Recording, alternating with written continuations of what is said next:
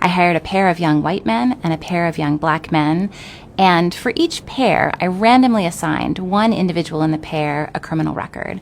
What this means is none of the young men in the study who were posing as job applicants actually had criminal records in real life. But for the purposes of these applications, they communicated to employers that they had a felony conviction. So looking first at the outcomes for white testers, we see that about 34% of whites with no criminal record received a callback or job offer, compared to just 17% of whites with a criminal record.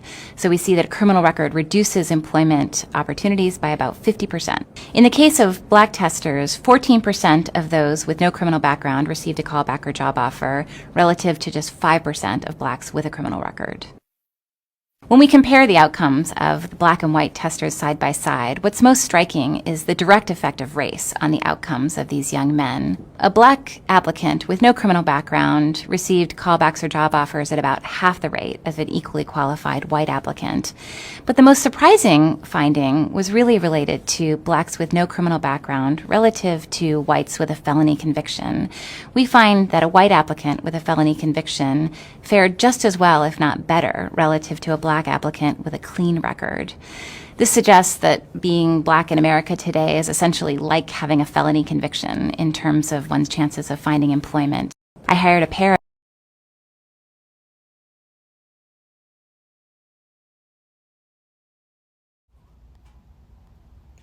Hey, Shalom. First, I'd like to give all praises, honor, and glory to Yahweh, Bahashim Yahweh Shai, Bahashim Rakakadash, Yahweh, who the world English calls God, Yahweh Shai, who the world English calls Jesus. Want to give a double honor to the apostles, the great millstone, who are some of this truth.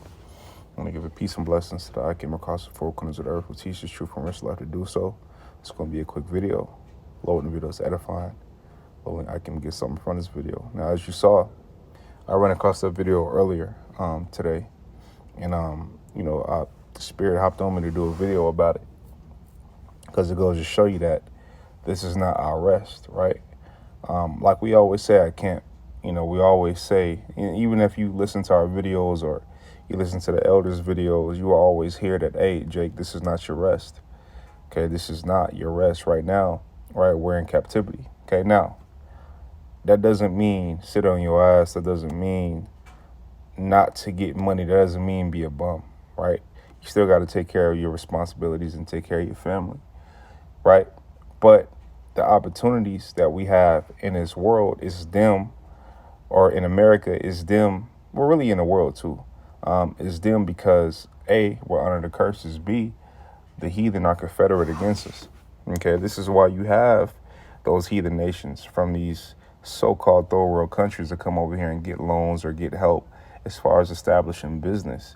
And not only do they get help as far as establishing business, but they also get a people to sell it to. That's why you have, these heathens set up in Jake neighborhoods, right? Selling all kind of poison, selling all kind of bullshit, right? Because the target is Jake, the customer is Jake, right? I did a video like a couple years ago, like a year and a half ago, maybe 2 years ago, about the black dollar, right? It was said that it takes so-called African Americans 5 hours to spend $1 versus the other nations, like the so-called white people, the so-called Chinese people, the so-called, Jewish people. They spend $1 roughly it takes them 1 to about 6 months to spend $1 on average versus our 5 hours, right? Because when we get it, we spend it. When we get it, we spend it. Now, that's not, it's a problem, but it's not a big problem, right? The biggest problem with that is that we don't spend it with each other, okay? We would rather go to these stores where, they sell the so-called high fashion, or you go to their lots, or you go to their neighborhoods and they tax the fuck out you because they only view you as a form of currency. They only view you as a slave. They only view you as a servant, right? That's what they view you as. That's why you could go in a Moabite store, right? And they'll tell you, hurry up and buy, hurry up and buy. Like, that's terrible customer service. Or even if you go to the restaurant, they treat you like shit. They talk to you like shit, right? Because they have a natural hatred towards Jake. Okay, but a lot of Jake don't understand that and don't want to understand it, nor do they want to believe it. right? Because you have this Stockholm syndrome. You have this mind to where you think that it's so-called equal opportunity. Yeah, Jay got to make a way and find a way, right? Jay got to hustle, make a way and find a way, right? Esau and these other nations are put in the positions. It's a quick testimony, right? I used to work at a car dealership. Okay, I used to work at a car dealership, and I was a manager at a car dealership, right? And I had one of the most successful teams, you know, in the car dealer, because it's split into teams, right? You got your team. I was a closer, right? So you have your team full of 10 to 15 salespeople that you manage, okay? And then you have another manager or two other managers, right, that you have to beat out every month, right? They make a little competition, and whoever wins the competition, they get a bonus, right? So you had a so-called white manager who was actually newer than me to the store. So I've been to the store probably 2 years prior to him getting there, right? He was newer to me, right? And, he became a manager, but his team wasn't even doing as well as my team was doing, right? And even as a salesperson, he wasn't even better than me as a salesperson, right? And damn sure not better than me as a manager. And it was time for promotion, okay? And this is about 30% of the story. I'm just, for time purposes, because I got to get into the scriptures, I'm just breaking it down to you. Maybe I'll get into the whole story in another video, but I'm just going to get right to the point. We were supposed to go to finance school, which we did, okay? Now, I got a text one morning from the GM, and he said, whoever does better between you and the guy named was Taylor, you and Taylor, is going to get the finance position. Now, the finance position is a upgrade from the management position that we were in. Okay, once you go to finance, it's like you damn near made it, right? I mean, these guys are getting, it's a 6-figure job, right? You make anywhere between $100,000 and $200,000 a year, right? In finance, okay, versus our little whatever we was getting paid at the time, okay? Now, this guy only had to manage. Now, I was a manager there for probably 3 years, right? Prior, he only had to manage probably 1.5 years, 2 years, right, before he even got offered to go to finance school, okay? Now, we both get offered to go to finance school. We both go to finance school, okay? And prior to going to finance school, they trained him about 4 to 6 months on everything he needed to know as far as finance, so therefore he could be prepared for finance school, okay? So he could be prepared for finance school to pass the test, right? Because we were going to grade it on our test, okay? Now, they gave me 4 days. I had to learn at school. He learned prior to school. School was 4 days. I had to learn what he learned in 4 days. What he learned in 4 months, 4 to 6 months, I had to learn that in 4 days. Okay? So I'm learning. I didn't even have my proper materials for finance school, which was crazy, right? So he did, though. He had everything printed out and all that shit. So, right? So this is an Edomite, right? So they put me against this guy, right? Now, I do better than him on the test, okay? His test scores was lower than mine. My test scores was higher than his. Okay. And he still got the position over me. Okay. He still got the position over me. And what they said was, well, he's a little bit more experienced. He's on that side. We was already training him with the whoop, blase, right? And they gave him the position over me. Now, everybody in the dealership was like, hey, damn, I saw your test scores. How come he in your position? I'm like, I don't know, man. I don't know. His test scores are lower than mine. I don't know. But they said that they was training him prior. So that's why they gave him the position, because he need less paperwork training, because they've been training him 4 or 5, 6 months before we went to actual school, right? So one day, like 2 weeks later, I come in late on a Saturday, and we have camp on Saturday, right? But I come in late on a Saturday, and the GM happened to be, in a meeting with my manager at the time, because a lot of people had came in late this Saturday. And at this point, I'm not really even giving a fuck because I didn't beat this guy at finance school. You gave him my position, right? So at this point, I'm like, man, this shit, I'm looking for something else, right? So I get into the office and the GM is like, hey man, you got to leave early today? I'm like, yeah, I've been at the store for 3 years. You don't know I leave early on Saturday to go, to do what I do on Saturday. He like, man, I never knew, which goes to show you how poor management he is, right? How you run a store and you don't know that one of your managers leaves early on Saturday? Get the fuck out of here, right? So he's like, man, you came late today and you got to leave early today? I'm like, yeah. He was like, listen, man, he wasn't really tripping about me being late, but he was like, listen, man, I want you to go to finance. I said that, you was going to have to wait 2 to 6 months, even though Taylor didn't have to wait 2 to 6 months. And I beat him, I would have to wait 2 to 6 months. So you would have to wait 2 to 6 months. I said you have to wait 2 to 6 months to get back there, but I'm going to get you back there because I like what you did on the test. But you got to choose in between what you do on Saturday and making all this money a year, making, anywhere between $100,000 to $200,000 a year. And I told him, well, keep finding. If you making me choose between what I do on Saturday and your finance position job, keep your finance position job. Keep it. I don't even want it. Keep it. Boom. As long as I get to continue to do what I do on Saturdays. He's like, are you sure? I'm like, yeah, keep it. Right. And then boom. So I never got the finance job. Right. But it goes to show you that not only did they already had their mind set up before I went to finance school, before we went to finance school, they already had their mind set up, man.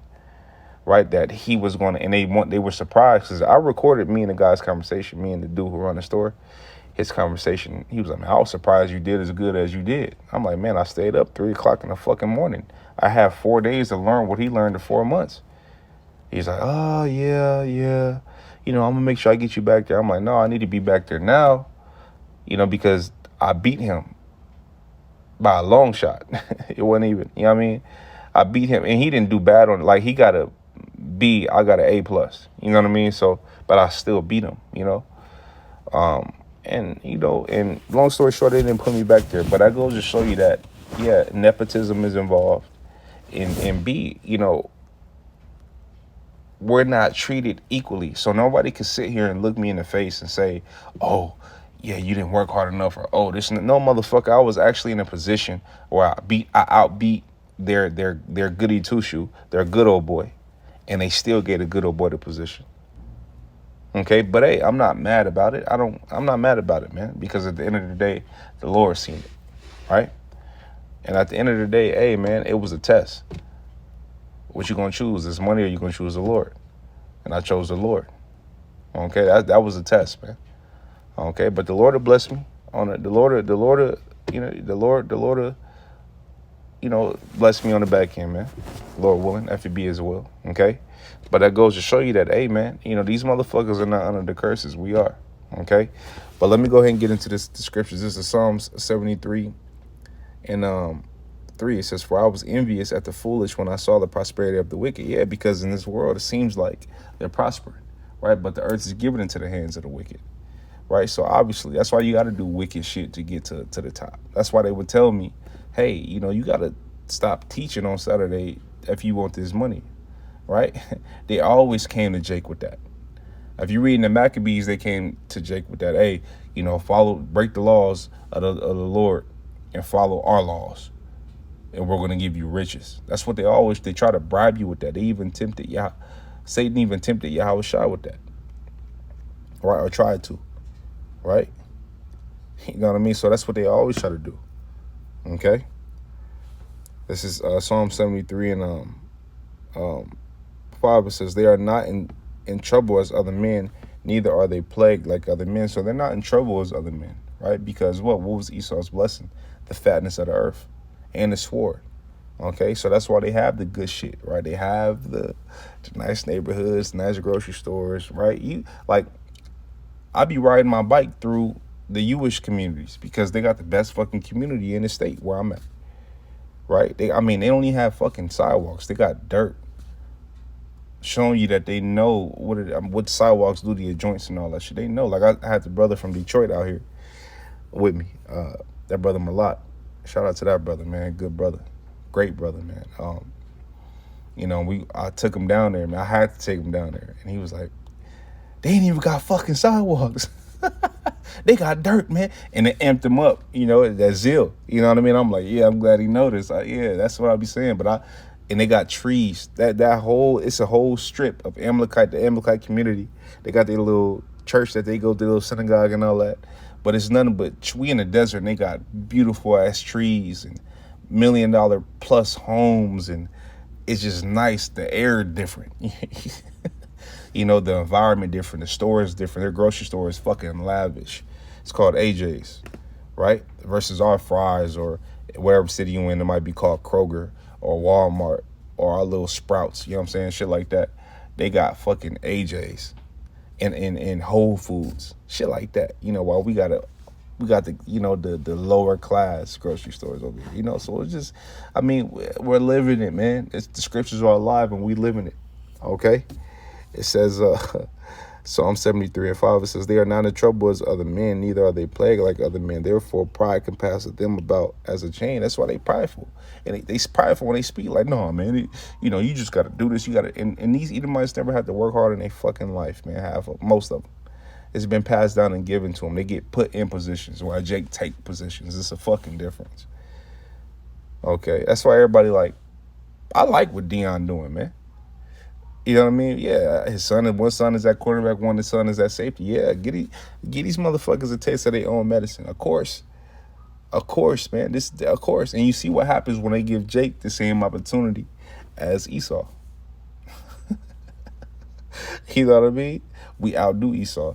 This is Psalm 73:5. It says, "They are not in trouble as other men, neither are they plagued like other men. Therefore, pride compasseth them about as a chain.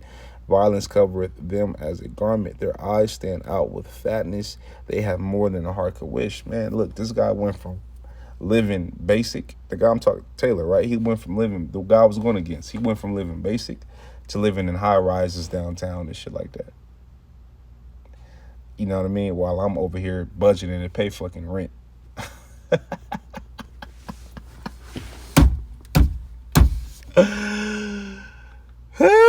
Hey. That's what it is, though. That's what it is, man. But hey, we got to keep grinding. That doesn't mean you stop grinding. Man. Like Frank Sinatra said, man, in that song, pick yourself up. You know what I mean? You got to work like a man inspired. That's what he said in that song, man.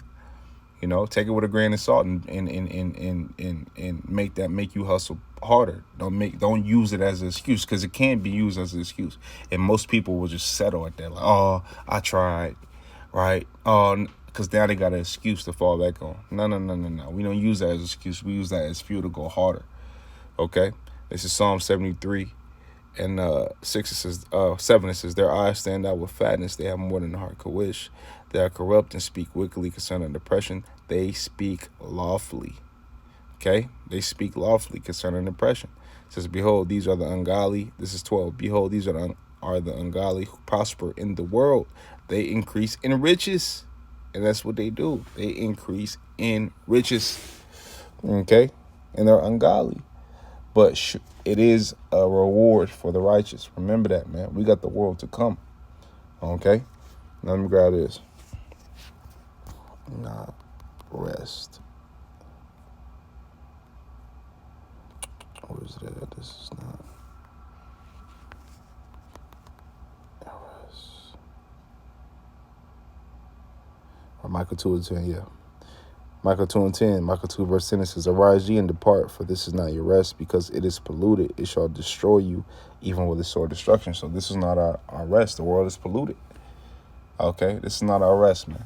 That's why we don't get comfortable here. That's why we use the word. We don't abuse it, right? We use it. We do what we got to do, right? On a day-to-day basis, right? And we, in the time to come, in the kingdom, then we'll be blessed. Then we'll be living lavish, man. You think these Edomites doing something? They ain't doing shit compared to what we're going to be doing. They only got earth. Yahweh Shai said, "In my Father's house there are many mansions," man. They don't understand those riches. They understand minute fatness of the earth, not the fatness of the galaxy, not the fatness of galaxies, right? They don't understand that. They don't understand true wealth, right? They got a fraction of it, the tip of the iceberg of it, and they're limited. They got bounds that they can't pass. We're going to get it all, man. Remember that. Okay, Lord willing, we be those men. Lord willing, I be one of those men. Lord willing, you sincere, I can be one of those men. Okay, so with that, man, Lord, the video is edifying. Lord, I can got something from this video. I want to give all praises, honor, and glory to Yahweh, Bahashim, Yahweh Shah, Bahashim, Kakadash. I want to tell you, brothers, to keep pushing on to the next. Shalom.